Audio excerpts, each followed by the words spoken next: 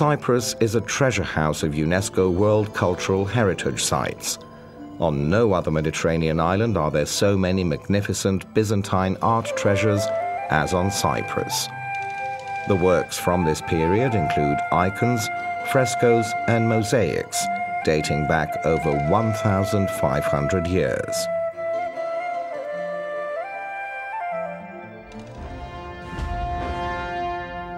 On July 15, 1974, the Greek colonels in Athens staged a coup against the president of Cyprus, Archbishop Makarios III.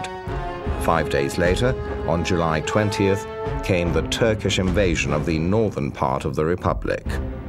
165,000 people fled from the Turkish troops to the south. The whole of the north, 36% of the territory of the republic, is still occupied by Turkish troops, and Nicosia is to this day a divided city.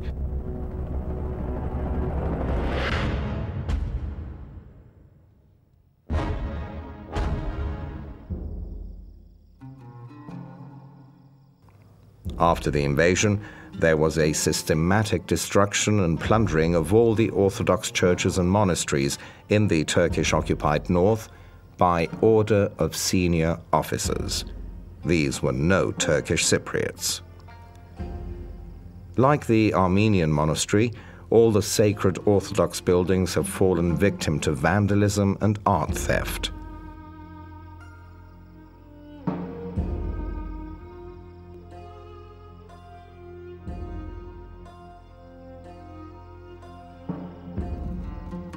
Archbishop Chrysostomos explains.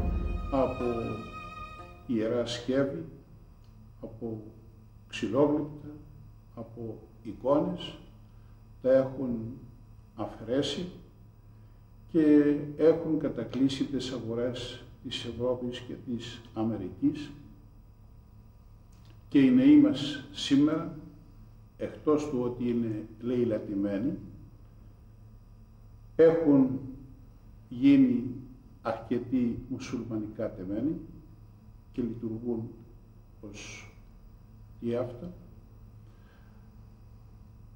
Έχουν αρκετοί ναοί δυστυχώς γίνουν αποθήκες διάφορων αντικειμένων. Έχουν γίνει κέντρα διασκεδάσεως και το χειρότερο έχουν γίνει στάβλοι αεροδρόμων.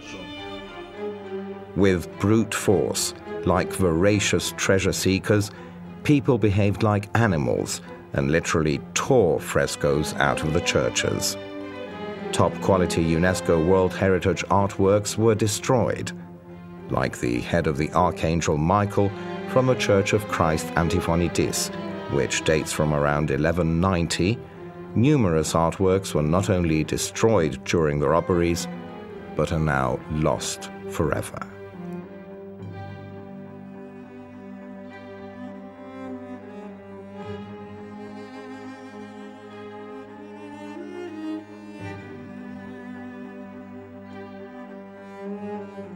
The robbers were followed by merciless experts from international art dealerships.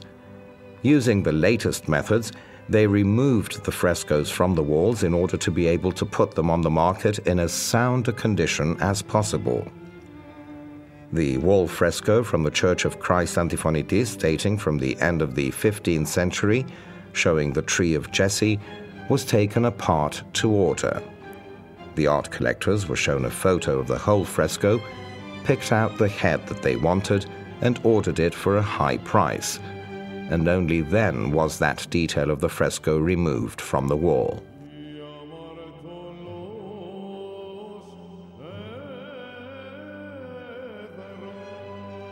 Numerous icons and elaborate carvings from the icon screens, frescoes and icons from Antiphonitis and other churches in the Turkish-occupied sector of Cyprus, worth more than 30 million euros, were found by the Munich CID in 1997 during a search of the house of Aydin Dikmen, a Turk living in Munich.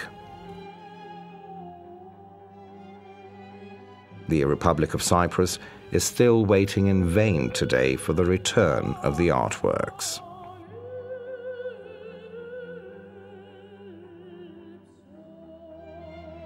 Kyrenia, the most beautiful port in the Republic, is picturesquely situated at the point on the coast where the Pentadaktylos mountain range runs down to the sea. Until the Turkish invasion in 1974, some 4,000 Greek and 800 Turkish Cypriots lived in Kyrenia. Today, 28,000 Turks live here. Turks from Ankara, Istanbul and Anatolia, with Turkish Cypriots forming a small minority. The demographic changes enforced by Ankara in 1974 create grave problems. In 1974, a total of 501,000 Greek and 116,000 Turkish Cypriots lived on the island, whilst today there are 730,000 Greek Cypriots plus 220,000 other people in the occupied sector of the Republic, of whom only about 85,000 can be regarded as Turkish Cypriots.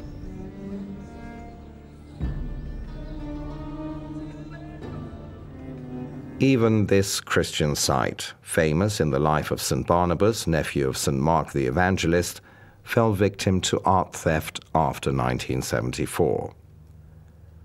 The monastery, which is open to tourists today as an icon museum, is a farce. Nothing remains of the original precious decoration of the church.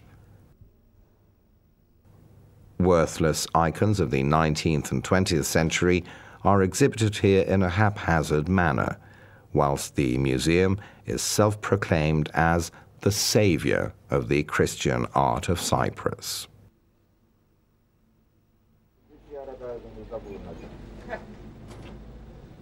Often, the search for plundered churches is made difficult by the fact that all the Greek place names were changed to Turkish on orders from Ankara.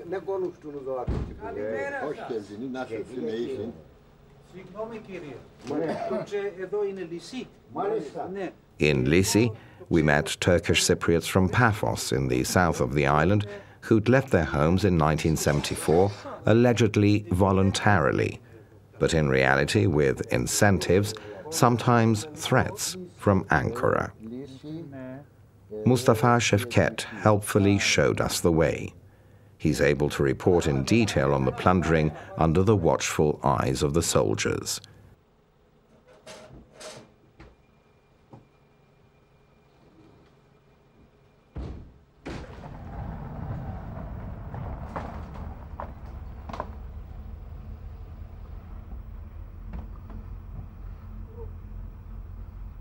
Inside the church, we're shocked.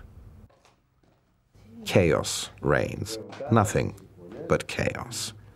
Here, not only have art thieves been at work, but there's also been wanton destruction. Nervously, Mustafa tells us in almost perfect Greek.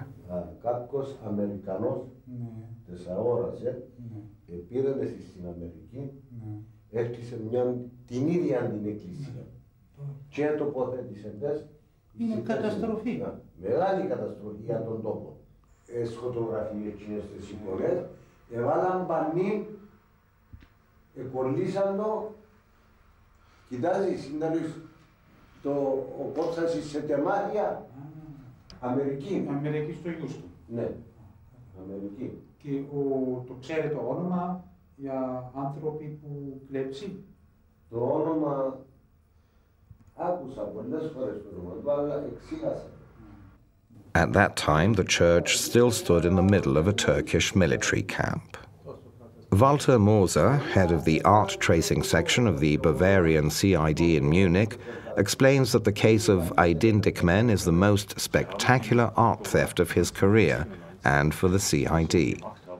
Beim Tatverdächtigen auch diese Fotos gefunden, die belegen, dass er oder seine Mittäter aus diesen Kirchen und Klöstern Fressen und Mosaiken entfernt haben. Und wenn wir jetzt sehen, ein Bild von einer Wandfläche, hier wurden Teile bereits vorgezeichnet und ausgesucht, wie sie später in Natura dann nach Europa gebracht werden sollten. Hier sind Täter beim Abnehmen dieser Teile zu sehen. Hier in der Apsis wird ein Freskenteil entfernt und es ist zwar nicht eindeutig zu belegen, dass der später Festgenommene einer dieser Täter gewesen ist, allerdings, wenn man bedenkt, Aufnahmen beim Täter zum Belegen dieser Echtheit, dann kann man eindeutig von einem Tatzusammenhang sprechen.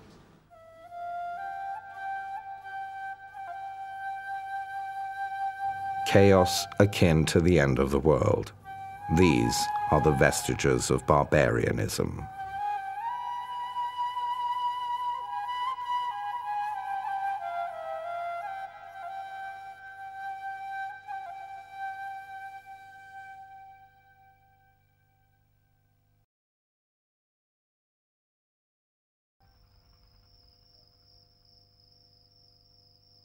The church of Panagia Kanakaria on the Karpas Peninsula in the occupied sector is also one of the few remaining monuments to early Christian art in the Mediterranean region. The architecture of the exterior does not betray anything of the fate that also befell this masterpiece of Byzantine art.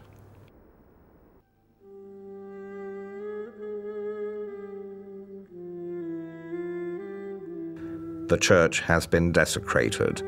All its art treasures, mosaics dating from the period between about 530 and 560, frescoes and icons have fallen prey to thieves. Parts of the apse mosaic turned up in America in 1989. In August, art dealer Peggy Goldberg had to give some answers to the district court in Indianapolis. She had acquired the valuable pieces in Munich and offered them for $20 million on the international art market. In the meantime, the main section of the mosaic has been returned to Cyprus without Peggy Goldberg making any claims for compensation and can be marveled at in the Byzantine Museum in Nicosia. The defilement of the Orthodox cemeteries in the Turkish-occupied sector of Cyprus is unimaginable. This cemetery on the edge of the village of Prophytis Elias is just one example. We saw only one cemetery in the north where there were no shattered graves or overturned crosses to shock visitors. Even from the outside, one can make out the plundering of the Christian churches. It's clearly visible. And then the inside of the church itself. As in all churches, this one in Prophytis Elias has also been robbed of its decoration. After 1974, almost 20,000 icons were stolen from the Turkish-occupied sector of Cyprus and exported illegally. The art markets of Europe and America were virtually inundated with them, so that even today one can still see a regular decline in the price of all Greek icons on the international art market.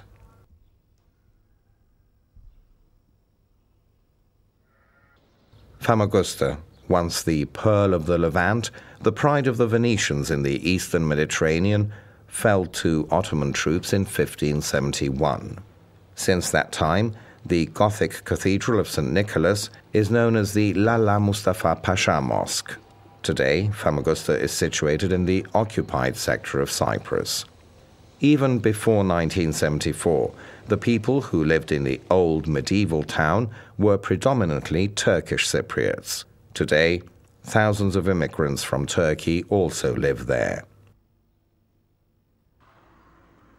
Bella Pais, or Beautiful Peace, has exuded untroubled tranquility for centuries. The Gothic monastery, founded in 1205 by the Augustinians, has not been used by monks since 1570. However, regular services were held in the Abbey Church right up to 1974. When the Turkish troops marched in on July 20th, 1974, Kyrenia and Bella Pais were the first places to be stormed. The people of the area fled into the monastery and remained locked in there for a year until they were forced by the Turkish troops to leave their homeland. To the Greek Cypriots, it was more important to save the icon of St. John the Baptist than their personal belongings.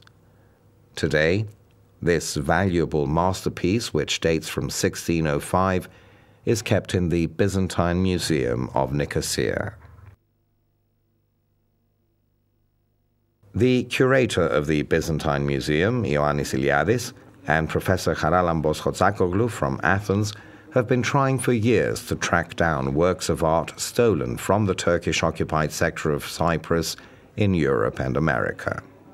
They collect evidence in order to be able to validate and prove the provenance of works which are the subject of legal proceedings.